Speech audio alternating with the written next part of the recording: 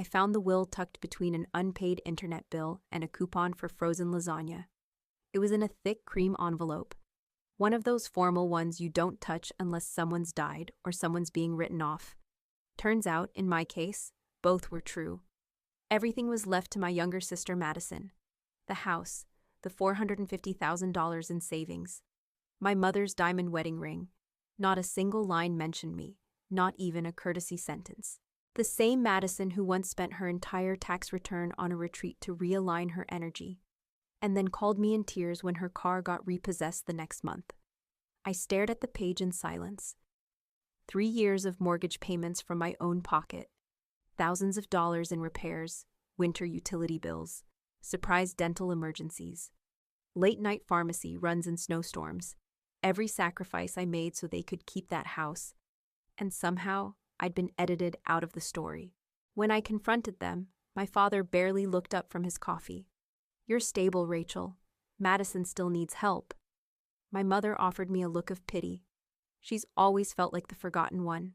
This was just to make her feel secure. That moment was colder than any winter storm I'd ever driven through for them. Not because of what they gave her, but because of what they took from me, my place, my worth, my history. Have you ever realized, suddenly, brutally, that your love, your effort, your presence was only appreciated when it came with sacrifice? Drop it in the comments if you've ever been the strong one, the one they forget until something breaks. Let me know where you're listening from, because this story might not be just mine. It might be yours too. My name is Rachel Bennett. I'm 34 years old, and I live in a one-bedroom apartment in Salem, Oregon. It's modest, second floor, no elevator, and the heater clanks in the winter. But it's mine. I bought every piece of furniture in it with my own money, set up the Wi-Fi myself, hung the curtains with a borrowed drill and a YouTube tutorial. No one else lifted a finger. I'm a freelance UX designer. In simple terms, I make digital experiences smoother for people who never realize how much thought goes into a simple next button. It pays decently. I don't drive a Tesla, but I also don't worry about gas prices. My parents never understood what I did. To them, I was the techie one. That meant I handled the passwords, fixed the printer, paid the bills online, and set up the streaming service, only for them to call me when they accidentally switched the input source on the TV. Madison, my younger sister, was the dreamer.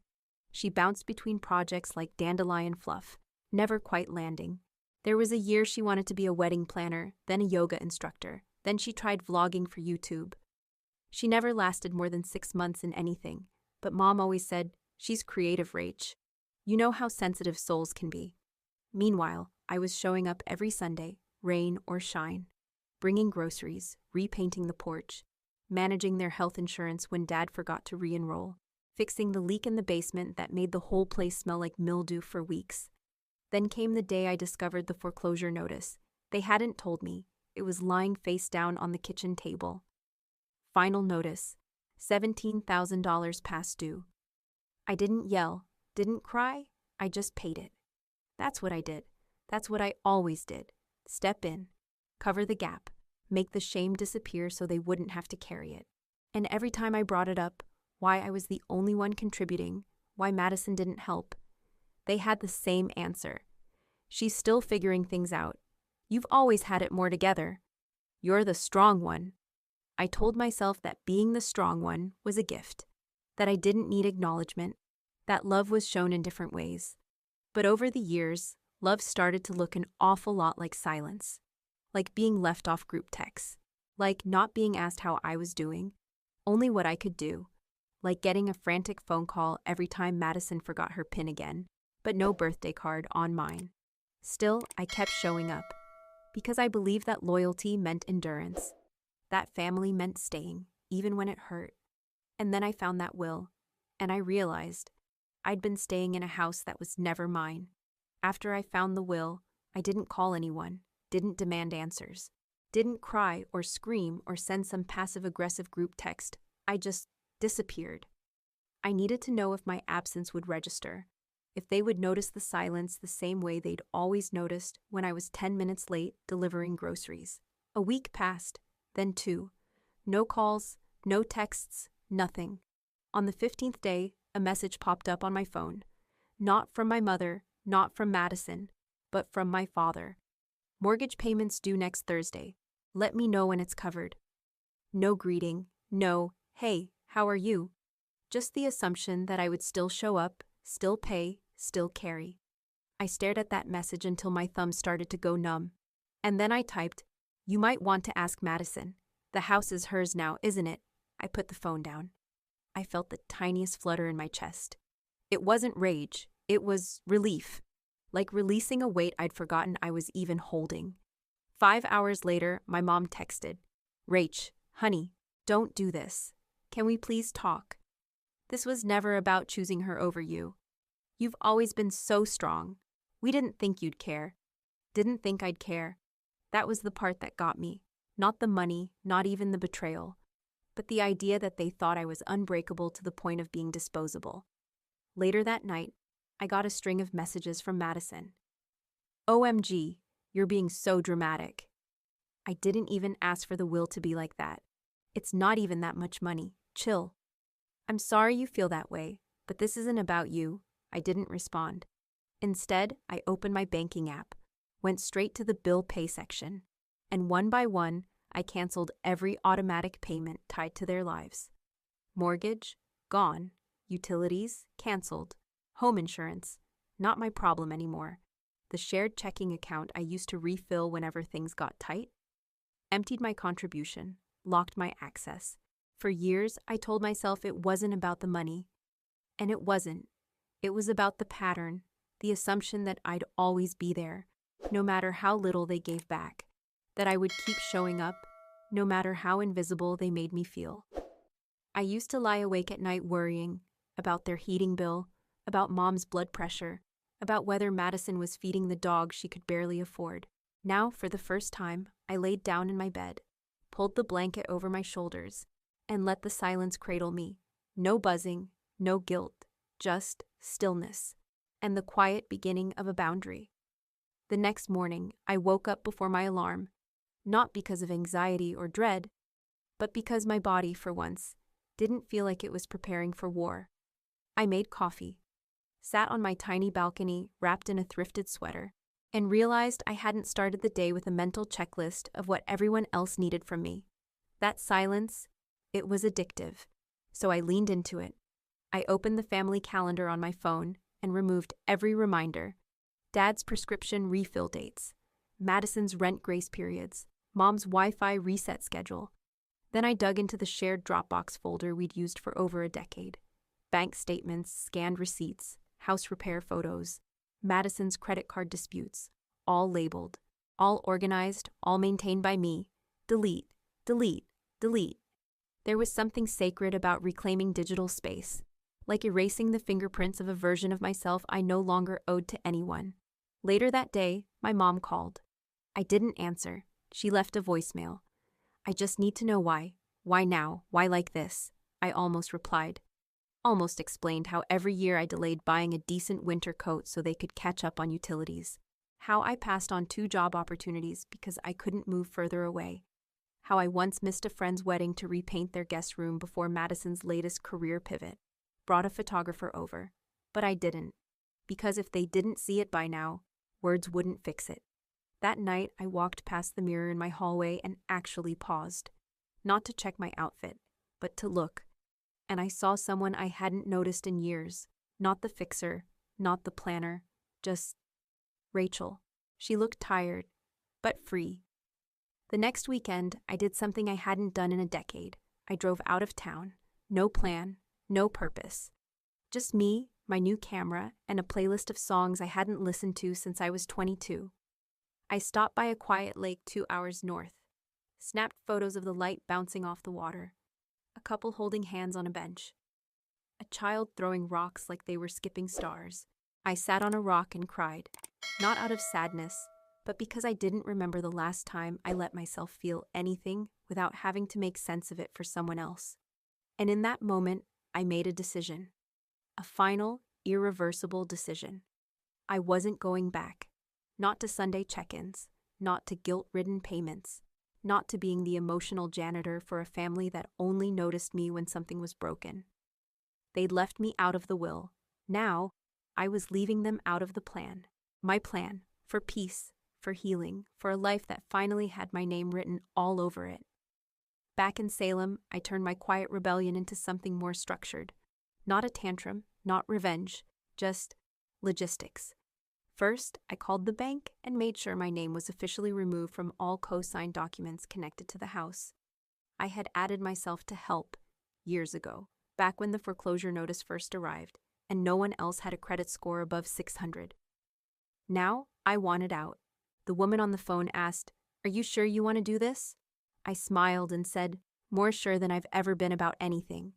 Then I went through all the apps on my phone: Venmo, Zelle, PayPal. I removed the saved accounts labeled Mom Gas, Dad RX, Mad's Car Fix. Every name came with a memory. Every memory came with a weight I no longer needed to carry. I changed the password on my own banking app for the first time in years. Finally, it felt like mine. Next, I bought myself something small but symbolic: a chocolate cake from the bakery on Liberty Street, the kind with thick ganache and little gold flakes. I'd passed by it 100 times, told myself it was too indulgent, told myself the money was better used elsewhere. This time, I walked in, handed over cash, and didn't flinch when the price popped up on the screen. Because that cake wasn't about dessert. It was about permission, to want, to deserve, to not feel guilty. I ate it on my couch, alone, with zero shame. Then I enrolled in a photography class. It was something I'd wanted to do since college, but always pushed aside because real life came first. Real life being emergency dental bills, surprise plumbing disasters, or Madison's 5th failed business idea. The first class was virtual. The instructor, a woman named Clara, asked us all to submit a photo that represented what we hoped to capture through the lens. I uploaded a picture I'd taken at the lake, a single leaf floating between ripples, sunlight catching its edge. In the caption box, I wrote, "I want to photograph the quiet moments where people finally feel like they belong to themselves." The instructor paused when she got to mine. Then she said, "I don't know who you are yet, but you see things clearly." I wasn't sure whether she meant the lighting or my life, but either way, it stuck. That week, I slept better than I had in years. No more calendar alerts reminding me to refill someone else's prescription. No more late-night panic texts. No more quiet, invisible panic in my own chest every time the phone rang. But peace has a price, and sometimes it knocks when you least want to open the door. On a drizzly Thursday morning, I got a text from Ben Ortiz, a neighbor from our childhood block. We hadn't spoken in years, but he still lived across the street from my parents. "Hey Rach, just wanted you to know, there's a realtor sign out front of your folks' house. Everything okay?" My throat tightened. I didn't know what surprised me more, that they hadn't told me or that they were finally dealing with the consequences. Alone. I stared at that message for a while, then put the phone down, grabbed my camera, and drove out to Liberty Park. That day, I took photos of benches in the fog, of puddles forming tiny circles, of geese moving across the water like nothing in the world was urgent. Because sometimes the best response is living the life they said you never needed, and photographing it in perfect, undisturbed light. The knock on my apartment door came on a Sunday, early afternoon. No warning. I looked through the peephole and froze. My mother, my father, and Madison, all standing together in the hallway like they were posing for a funeral portrait. I hadn't seen any of them in nearly 2 months, not in person, not even through a screen. They hadn't called to say they were coming. They just showed up. I opened the door, but didn't invite them in. They didn't ask to come in either. We stood in that awkward silence, 3 feet of physical space holding years of emotional weight. Madison looked different. Hair undone, no makeup. Hoodie too big for her shoulders. She clutched a folder tight to her chest like it might dissolve if she let go. My father was the first to speak. "We made a mistake. No build-up, no context. Just those 4 words. I waited. We never meant to hurt you," he said. "We just assumed you were okay, that you didn't need anything." My mom nodded slowly beside him, her eyes rimmed red. "I didn't know how much it would hurt you, Rachel. We weren't trying to exclude you. We were trying to make up for what Madison lacked." I exhaled once, then looked at Madison. She didn't speak at first, just looked at me and finally said, "I'm not here to ask for money." That was the first shock. She opened the folder and held out a stack of papers, bank forms, loan notices, a notice from the city about unpaid property taxes. The inheritance is locked in some trust. I didn't know I couldn't access it without meeting certain conditions. I need help, not money, just someone who knows how to talk to banks. And for the first time in years, I felt something strange stir in my chest. Not pity, not anger, clarity. Because even now, standing here desperate and disheveled, they weren't asking me to come home. They were asking me to fix something. Again. So I shook my head. Slow, firm, calm. "I know how this works," I said. "I help you today, then tomorrow it's the internet bill, then the mortgage, then the groceries, then a sick dog, then a broken heater, and suddenly I'm back where I started, being the foundation of a house that never had room for me." My mother's eyes brimmed with tears. "But we're your family." "No," I said quietly. "You're related to me. Family is something you build. And I'm done being the one laying the bricks." There was a long silence. Even Madison didn't argue. My father tried one last time. "Just a few months. Help us get back on our feet." And I looked him straight in the eye. "I'm not refusing because I can't help. I'm refusing because if I do, none of you will ever change."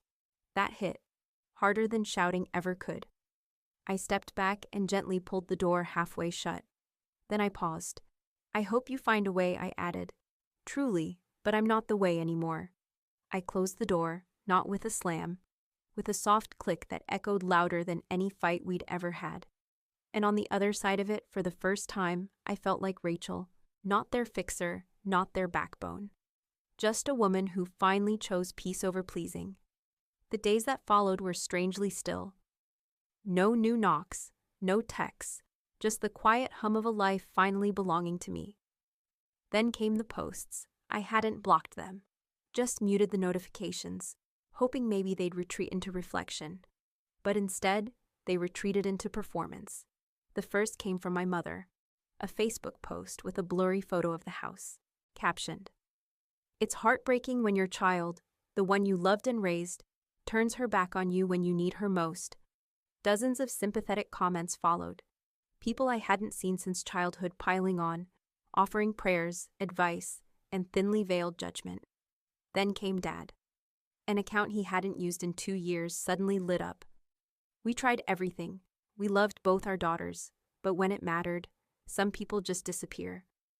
And finally, Madison. A black and white photo of her crying in her car, captioned, "Strength sometimes looks like silence, but abandonment looks exactly the same." That one stung, because it was rehearsed, calculated, just vague enough to invite pity without inviting truth. I stared at the screen for 10 full minutes, not out of rage, but out of disbelief.